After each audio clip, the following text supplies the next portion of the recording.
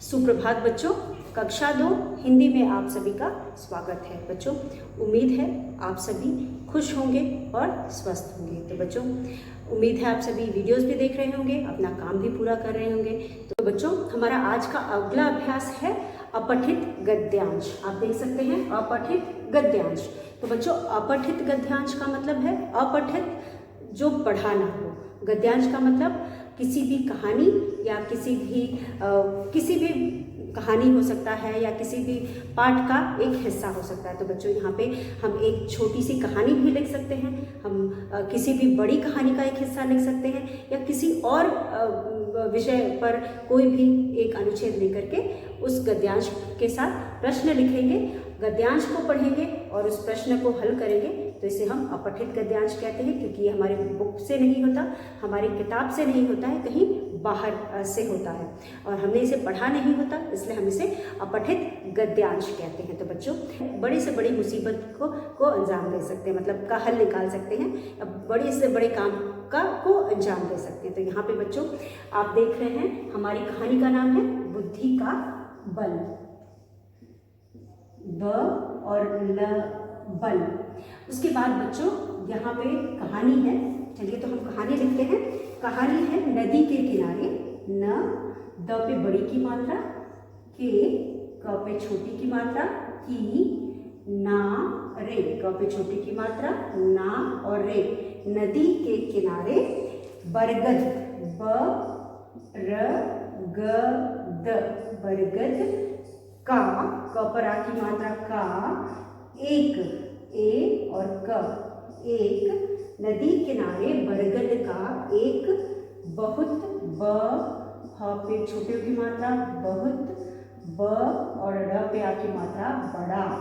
बरगद का बहुत बड़ा प पे ए की मात्रा पेड़ था।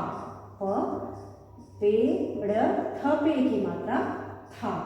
नदी के किनारे बरगद का एक बहुत बड़ा पेड़ था। अब बच्चों दूसरी पंक्ति है। उसकी डाल पर उ स क पे बड़ी की मात्रा की, ड पे आ की मात्रा डा ल डाल पर, उसकी डाल पर एक घोंसला एक घ पे ओ की मात्रा बिल्ली, स ल पर आ की मात्रा ला घोंसला, थ पर आ की मात्रा था, जिसमें ज पे छोटी की मात्रा जी, स म पे ए की मात्रा में, जिसमें कौवे क पे अ की मात्रा कौ ए, कौवे का एक, कौवे का एक जोड़ा, कौवे का जोड़ा, एक जोड़ा नहीं, चलो जोड़ा ही लिखते हैं। कौवे का ज पे ओ की मात्रा जोड़ा, जोड़ा रहता रहता था, रहता था। अब उसी पेड़ के उसी प पे ए की मात्रा पेड़, उसी पेड़ के तने क पे ए की मात्रा के, त न पे की मात्रा ने, तने में म पे ए की मात्रा में एक खोखला या खोखली खो ख ली खोखली खोखली जगह थी, ज ग ह जगह, थ पे बड़ी की मात्रा थी, खोखली जगह थी, जिसके ज पे छोटी की मात्रा जी, स के अंदर क पे ए की मात्रा, अ पे बिंदी अंदर अंदर, जिसके अंदर एक सांप, स पे आ की मात्रा, स पर आ की मात्रा सांप, सांप रहता रहता रहता था, सांप रहता था। मादा कौवा म पे आ की मात्रा माँ, द पे आ की मात्रा दा, क पे ओ की मात्रा कौ, मादा कौवे ने, न पे ए की मात्रा ने घोंसला, ख पे ओ की मात्रा, स ल पर ए की मात्रा, घोंसले।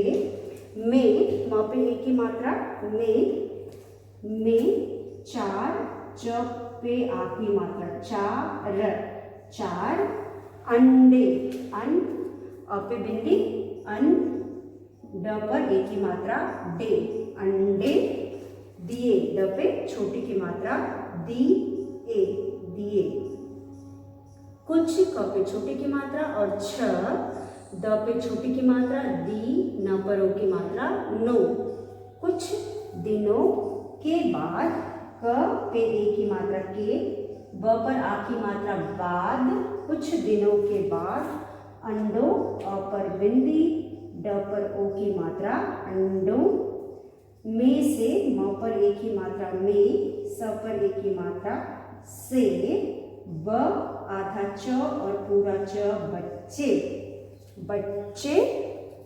निकले, न पे छोटी की मात्रा, नी, क और ल, निकल आए, आए, निकल आए। कुछ दिनों बाद अंडे से बच्चे निकल आए। कौवे का, क पे औ की मात्रा, कौ, ए, कौवे, क पे आ की मात्रा, का, ज पे ओ की मात्रा, जोड़ा, कौवे का जोड़ा। बहुत, ब, ह पे छोटे की मात्रा, हु, त, बहुत, बहुत खुश, ख, ख पे छोटे की मात्रा और श, खुश हुआ, हुए, खुश हुए। और, अ पे औ की मात्रा, और बच्चों के लिए, ब आधा च, च पे ओ की मात्रा, बच्चों, क पे ए की मात्रा, के, ल पे छोटी की मात्रा, ली, ए, बच्चों के लिए खाना ढूंढने, ख पे आ की मात्रा, खा, न पर आ की मात्रा, ना, ढूंढने, ढ पे ऊ की मात्रा, ढ, न पर ए की मात्रा, ने, ढूंढने, खाना ढूंढने। क पे ए की मात्रा, के, ल पे छोटी की मात्रा, ली, ए, ढूंढने के लिए, च, ल पर आ की मात्रा, ला, गया, चला गया। तो बच्चों इस तरह से यह है हमारा अनुच्छेद। मुझे उम्मीद है पूरा अनुच्छेद आपको दिखाई दे रहा होगा। इस तरह से बच्चों पूरा अनुच्छेद आपको दिखाई दे रहा है। तो यहाँ पे आप देख सकते हैं बच्चों, ये है हमारा अनुच्छेद या फिर कह सकते हैं गद्यांश। अब इस गद्यांश को हमें पढ़ना है, समझना है और उसके बाद जो इसके नीचे प्रश्न दिए गए होंगे उसे हल करना है। तो चलिए शुरू करते हैं। तो अनुच्छेद है, नदी के किनारे बरगद का एक बहुत बड़ा पेड़ था। नदी के किनारे बरगद का एक बहुत बड़ा पेड़ था। उसकी डाल पर एक घोंसला था। उसकी डाल पर क्या था? एक घोंसला था जिसमें कौवे का जोड़ा रहता था। उसी पेड़ के तने में एक खोखली जगह थी जिसके अंदर एक सांप रहता था। मादा कौवे ने घोंसले में 4 अंडे दिए। बहुत दिनों के बाद अंडों में से बच्चे निकल आए। कौवे का जोड़ा बहुत खुश हुआ और बच्चों के लिए खाना ढूंढने के लिए चला गया। तो बच्चों आप यहाँ पे देख सकते हो, ये जो अनुच्छेद है, इस अनुच्छेद में हमें कहानी का अंत नहीं है। जैसा कि मैंने आपको बताया कि यहाँ पे हमने कुछ पंक्तियाँ ली हैं जो एक बड़ी कहानी का हिस्सा है। गद्यांश एक बड़े कहानी का हिस्सा है जिसको हमने यहाँ लिया है, जिसे आपके ने पढ़ा नहीं है या आपके किताब में नहीं है। इन पंक्तियों को पढ़ करके जो भी इसके नीचे प्रश्न दिए हैं हम उनका उत्तर ढूंढेंगे। तो चलिए बच्चों, यहाँ पे सबसे पहले हम एक एक शब्द का अर्थ समझते हैं। नदी, नदी आप सभी जानते हो, के किनारे बरगद, बरगद का पेड़ भी आप जानते हो। बरगद का एक बहुत बड़ा पेड़ था। तो बरगद का पेड़ बहुत बड़ा होता है और बहुत छायादार होता है। तो यहाँ पे भी एक नदी थी, उसके किनारे एक बरगद का पेड़ था। अब बच्चों उसकी डाल पर एक घोंसला था और जो बरगद का पेड़ था उसकी डाल पर एक घोंसला था जिसमें कौवे का जोड़ा रहता था। बच्चों, कौवे का जोड़ा मतलब क्या होता है कि मादा कौवा, यहाँ पे आपको मैंने बताया था कि नर कौवा मादा कौवा। मैंने आपको जब लिंग पढ़ाया था बच्चों तो आपको बताया था वैसे तो हर जीव जंतु जो होते हैं जोड़े में पाए जाते हैं, लेकिन कुछ और उनके अलग अलग नाम होते हैं। एक नाम जो होता है जो पुरुषवाचक पुरुष होने का पता कराता है और दूसरा नाम उसके मादा होने का पता कराता है। लेकिन यहाँ पे कुछ ऐसे भी जीव होते हैं जिनके अलग अलग नाम नहीं होते, लेकिन उसी नाम के साथ नर और मादा लगा करके हम उनको अलग अलग जाति का होने का बोध कराते हैं। तो यहाँ पे हर में जैसे आदमी हो गया, औरत हो गया, या मोर हो गया, मोरनी हो गई, तो इस तरह से हर जीव जंतु के दो नाम नहीं होते, बल्कि जिनके दो नाम नहीं होते उनको हम उनके साथ नर और मादा लगा करके उनको स्त्री या पुरुष जाति के होने का बोध कराते हैं। तो यहाँ पे जो कौवा है, कौवे दोनों नर हो या मादा हो, दोनों के लिए कौवे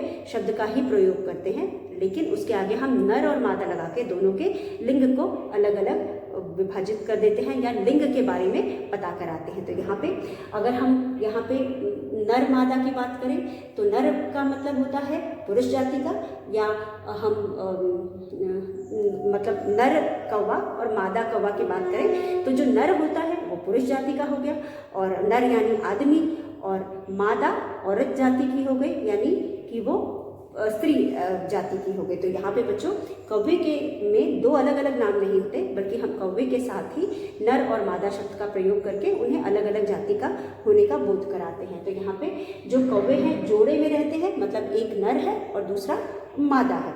जोड़े में होना मतलब जैसे आदमी औरत होते हैं, स्त्री और पुरुष होते हैं, लड़की लड़का होते हैं, उसी तरह से कौवे में भी का जोड़ा नर और मादा कौवे का जोड़ा होता है। तो यहाँ पे जोड़ा रहता था उसी पेड़ के तने में एक खोखली जगह थी। खोखली जगह मतलब जहाँ खाली जगह, खाली कभी कभी जो जड़ होता है उसके नीचे जगह होती है, उसी में जो बिल में रहने वाले जानवर होते हैं वहाँ अपने लिए अपना घर बनाते हैं। तो यहाँ पे भी खोखली जगह थी, यानी एक तरह का बिल था, और उस बिल में बच्चों उसके अंदर एक सांप रहता था। तो यहाँ पे उस खोखली जगह में यानी उस बिल में सांप रहता था।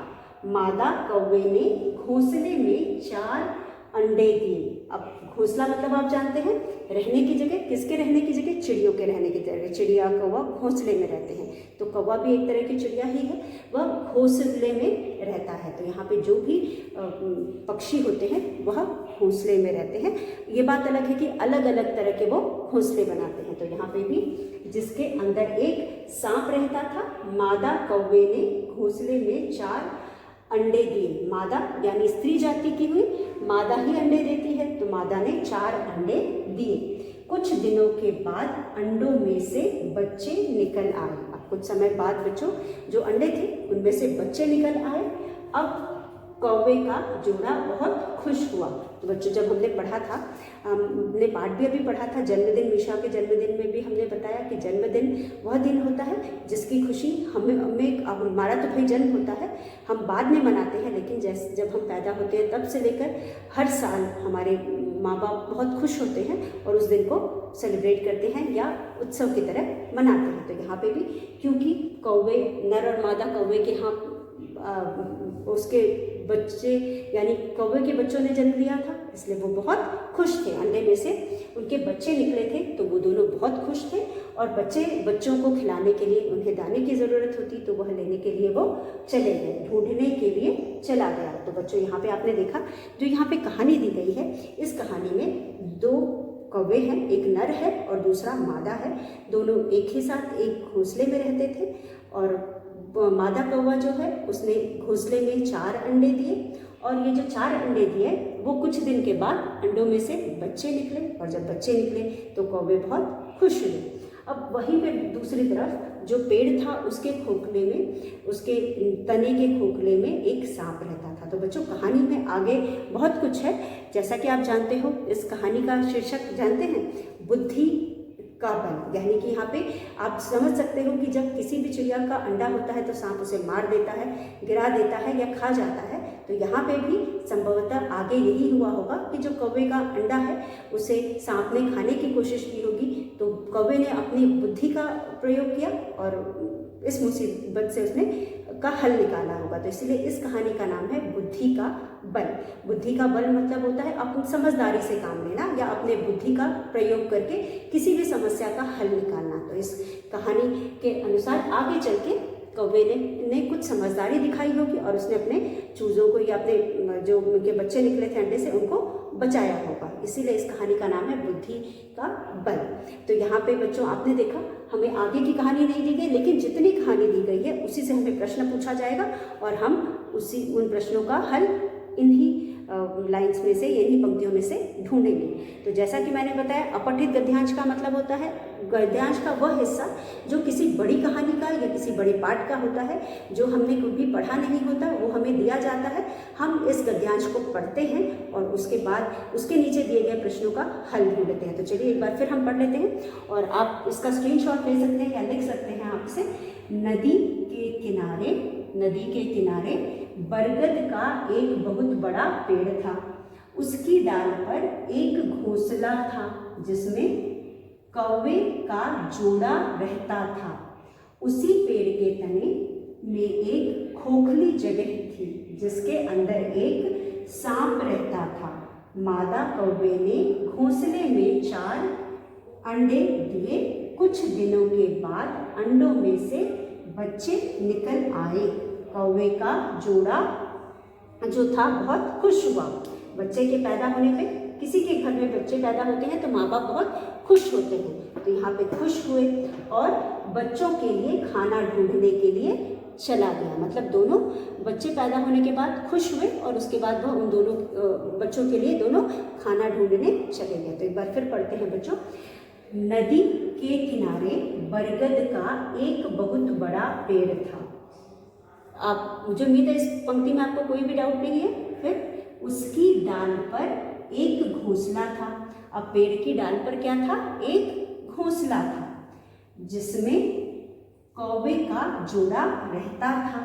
उसी पेड़ के तने में एक खोखली जगह थी जिसके अंदर एक सांप रहता था।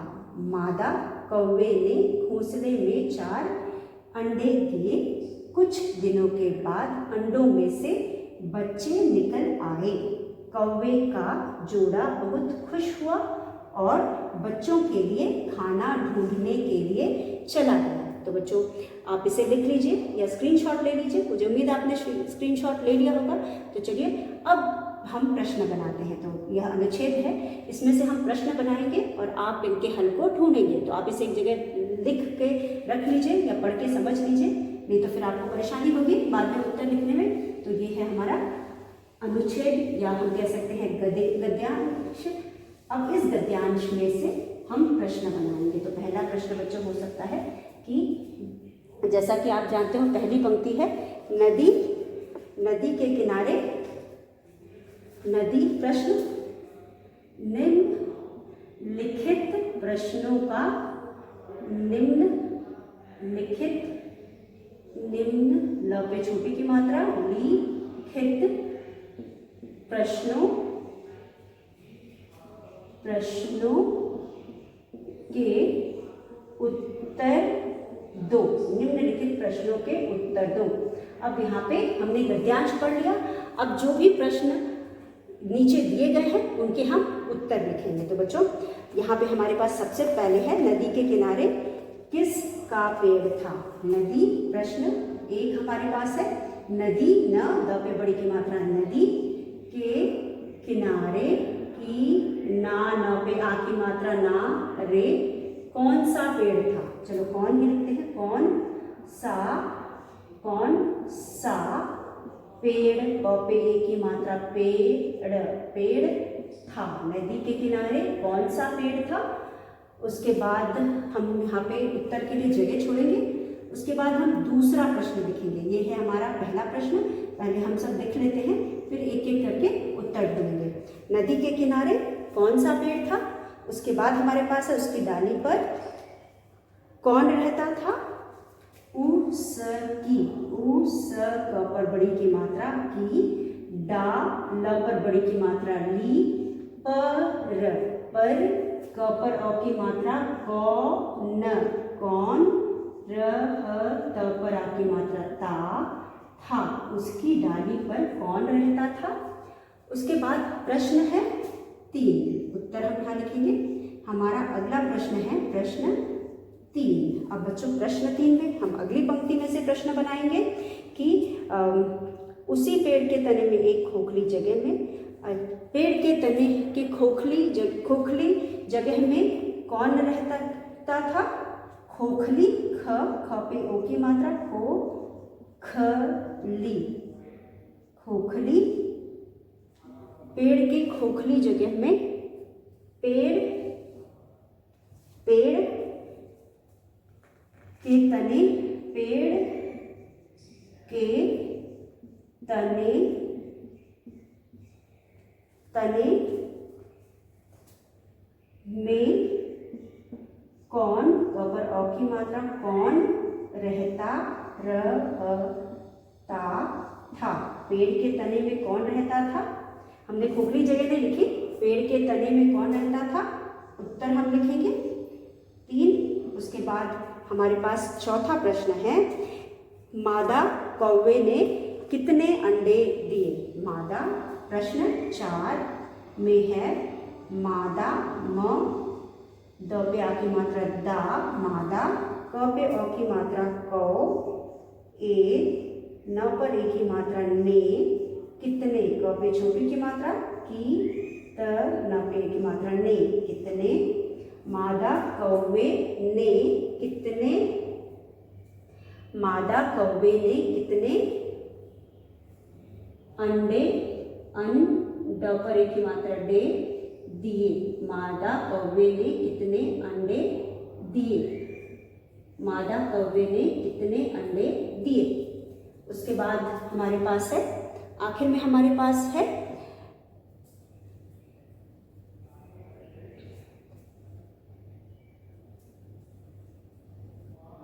प्रश्न, उत्तर हम यहाँ लिखेंगे उत्तर 4।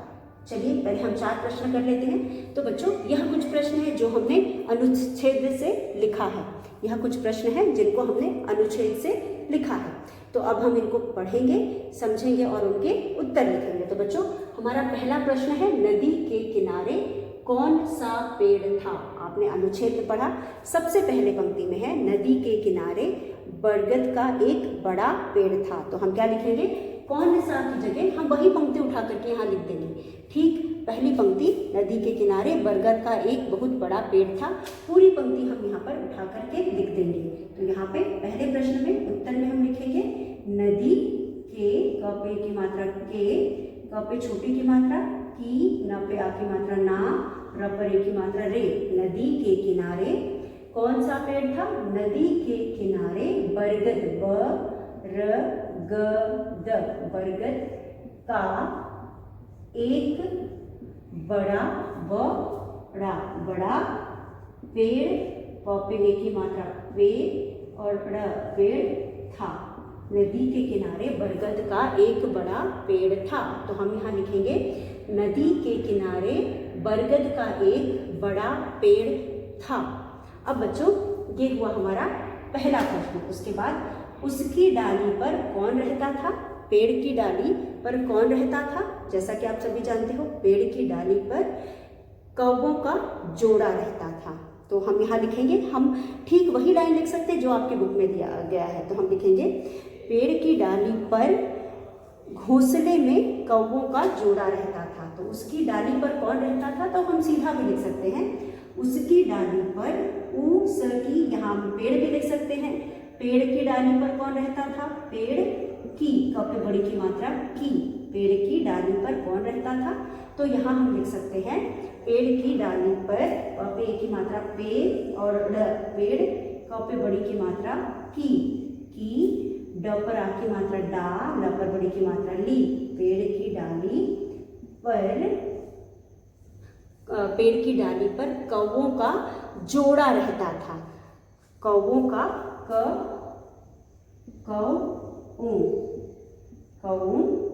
का, क पे आ की मात्रा का, ज पे ओ की मात्रा जो, ड़ पे रा की मात्रा रा, जोड़ा, र ह त पर आ की मात्रा ता, थ पर आ की मात्रा था। पेड़ की डाली पर कौवों का जोड़ा रहता था। पेड़ की डाली पर कौवों का जोड़ा रहता था। किसका जोड़ा रहता था? कौवों का या नहीं, कौवे का जोड़ा रहता था। कौवे का जोड़ा रहता था। एक ही जोड़ा है ना, तो एक ही जोड़ा है इसलिए हम कौवे का जोड़ा लिखेंगे। तो ये लाइन थोड़ी सी टेढ़ी जा रही है, इस प्रश्न को हम सीधा लिख लेते हैं, कौवे का जोड़ा रहता था।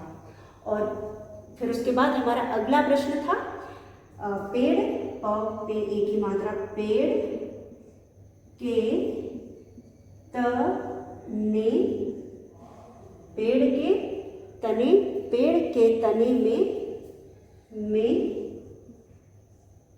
कौन, कौवे ओ की मात्रा कौन रहता, रहता था। पेड़ के तने में कौन रहता था बच्चों? तो हम यहाँ लिखेंगे पेड़ के तने में एक सांप रहता था। पेड़ के तने में कौन रहता था? पेड़ के तने में, पेड़, क पे की मात्रा के, त न पे ए की मात्रा ने, में, म पे की मात्रा में, एक सांप, स पे आ की मात्रा, चंद्र बिंदु और प, सांप, रहता, रहता था, रहता था। पेड़ के तने में कौन रहता था? पेड़ के तने में, पेड़ के तने में एक सांप रहता था। उसके बाद आखिरी प्रश्न है मादा कौवे ने कितने अंडे दिए? मादा, म पे आ की मात्रा मा, द पे आ की मात्रा दा, क पे औ की मात्रा कौ, ए, ने, कितने, क पे छोटी की मात्रा की, त न पे की मात्रा ने, कितने अंडे, अन, ड पर ए की मात्रा डे, दिए, अंडे दिए। मादा कौवे ने कितने अंडे दिए? तो उत्तर में हम लिखेंगे कितने की जगह 4 लिखेंगे, क्योंकि मादा कौवे ने 4 अंडे दिए थे। मादा, क पे औ की मात्रा कौ, ए, ने, 4, च पे आ की मात्रा 4 अंडे, 4 अंडे, अ पे बिंदी, ड पे ए की मात्रा डे, द पे छोटी की मात्रा दिए। मादा कौवे ने 4 अंडे दिए। तो बच्चों यह कुछ प्रश्न थे जो हमने अनुच्छेद से लेकर के लिखे थे। तो पहले हम इन चारों प्रश्नों को पढ़कर समझ लेते हैं, उसके बाद हम और भी प्रश्न लिखते हैं। तो यहाँ पे बच्चों आप देख सकते हैं निम्न प्रश्नों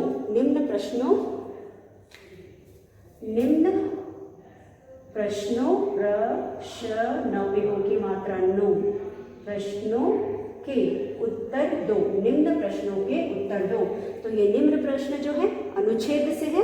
अब अनुच्छेद पढ़ने के बाद, समझने के बाद हम इन सभी के उत्तर लिखेंगे। नदी के किनारे कौन सा पेड़ था? नदी के किनारे कौन सा पेड़ था? नदी के किनारे बरगद का एक बड़ा पेड़ था। नदी के किनारे बरगद का एक बड़ा पेड़ था। पेड़ की डाली पर कौन रहता था? पेड़ की डाली पर कौवे का जोड़ा रहता था। पेड़ की डाली पर कौवे का जोड़ा रहता था। पेड़ की डाली पर कौन रहता था? पेड़ की डाली पर कौवे का जोड़ा रहता था। अब पेड़ के तने में कौन रहता था? पेड़ के तने में एक सांप रहता था। पेड़ के तने के खोखला भी हो सकता है, खोखले में कौन रहता था? पेड़ के तने के खोखले में एक सांप रहता था। फिर आखिरी प्रश्न है मादा कौवे ने कितने अंडे दिए? मादा कौवे ने कितने अंडे दिए? मादा कौवे ने 4 अंडे दिए। उसके अलावा बच्चों इस पाठ में हमने लिंग बदला है। तो यहाँ पे हम कुछ ऐसे शब्दों को लिख सकते हैं जिनका लिंग बदल करके लिखना हो। तो हम ऐसे भी कुछ प्रश्न हो सकते हैं जिसमें आप दिए गए शब्दों के लिंग बदलो। तो आपने जो भी पढ़ा है अनुच्छेद में उसमें से भी हो सकता है और अलग भी हो सकता है। तो हमारा अगला प्रश्न है, एक बार फिर हम इसे पढ़ते हैं। नदी के किनारे कौन सा पेड़ था? बहुत आसान है, पहली पंक्ति में उत्तर दिया गया है, आप पूरी पंक्ति जैसी है वैसे ही आप उतार सकते हैं। नदी के किनारे बरगद का एक बड़ा पेड़ था। तो उस समय जब आप पेपर करेंगे, अनुच्छेद आपके सामने होगा, आप ठीक पूरी पंक्ति नीचे लिख सकते हैं। उसके बाद पेड़ की डाल पर कौन रहता था, तो ये पंक्ति जहाँ पे है उस पूरी पंक्ति को आप उतार देंगे। पेड़ की डाल पर कौवे का जोड़ा रहता था, पेड़ की डाल पर कौवे का जोड़ा रहता था। उसी तरह से पेड़ के तने में कौन रहता था, पेड़ के तने के खोखला भी हो सकता है या सीधा तना हो तो भी आप लिखेंगे। पेड़ के तने में सांप रहता था, पेड़ के तने में सांप रहता था। उसके बाद मादा कौवे ने कितने अंडे दिए, मादा कौवे ने अनुच्छेद में 4 अंडे दिए थे, इसलिए आप लिखेंगे मादा कौवे ने कितने की जगह 4 लिखेंगे, अंडे दिए। यह है आपका 4 प्रश्न। अब हम लिखेंगे हमारा 5वां प्रश्न। तो बच्चों 5वें प्रश्न में आपके पास हो सकता है, दिए गए शब्दों के लिंग बदलो। दिए गए शब्दों के प्रश्न है, प्रश्न 5, दिए गए दिए गए शब्दों श ब द पे ओ की मात्रा 2 के क पे ए की मात्रा के लिंग ल पे छोटी की मात्रा ग लिंग या फिर विपरीत लिंग लिखो। विपरीत शब्दों के विपरीत लिंग ल पे छोटी की मात्रा लिंग लिखो, ल पे छोटी की मात्रा लिखो। अब बच्चों आप सभी जानते हो कि आपको लिंग क्या होता है। लिंग सभी को पता है, यानी कि वह शब्द जिससे हमें किसी भी संज्ञा शब्द के स्त्री या पुरुष होने का पता चलता है। मतलब कि आप सभी जानते हो कि जो कोई भी जो सजीव चीज़ होती है यानी लिविंग थिंग होता है या मतलब सजीव चीज़ें होती हैं, वो जोड़े में पाई जाती है। एक औरत होता है, दूसरा आदमी होता है। औरत को हम स्त्री बोलते हैं और आदमी को हम पुरुष बोलते हैं। स्त्री स्त्रीलिंग कहलाता है और आदमी पुरुष जाति का कहलाता है, यानी पुल्लिंग कहलाता है। तो यहाँ पे बच्चों इनमें से इनमें अगर हमें स्त्रीलिंग का शब्द दिया है तो हम उसका पुल्लिंग शब्द बनाते हैं, या पुल्लिंग शब्द दिया है तो हम उसका स्त्रीलिंग बनाते हैं। तो यहाँ पे हम लिख सकते हैं मोर, म पे ओ की मात्रा मोर शब्द का स्त्रीलिंग बदलो, और या फिर एक हम अनुच्छेद से ले लेते हैं कौवा, मादा कौवा, मादा कौवा, मादा, मादा कौवा, कौ आ। तो हम लिखेंगे मादा कौवा का हम क्या लिखेंगे, मादा कौवा के लिए का लिंग बदलेंगे और उसके बाद हम मोर का लिंग बदलेंगे। तो मोर का क्या हो जाएगा, मोर न पे बड़ी की मात्रा नी, मोरनी, और मादा कौवा का नर कौवा, नर कौवा, मादा कौवा। तो ये हो जाएगा आपका, ये हो जाएगा आपका लिंग। तो आपने यहाँ पे लिंग बदल दिया। तो यहाँ पे आप देख सकते हैं इस अनुच्छेद में जो भी लिखा था उसके अनुसार हमने यहाँ पे उत्तर लिखा है बच्चों। तो इस तरह से आपको जब भी अनुच्छेद दिया जाता है आप अनुच्छेद को पढ़ेंगे और उसके नीचे दिए गए प्रश्नों को हल करेंगे। तो बच्चों चलिए आज का वीडियो हम यही समाप्त करते हैं। आप एक बार इस अनुच्छेद को पढ़ करके उत्तर देने का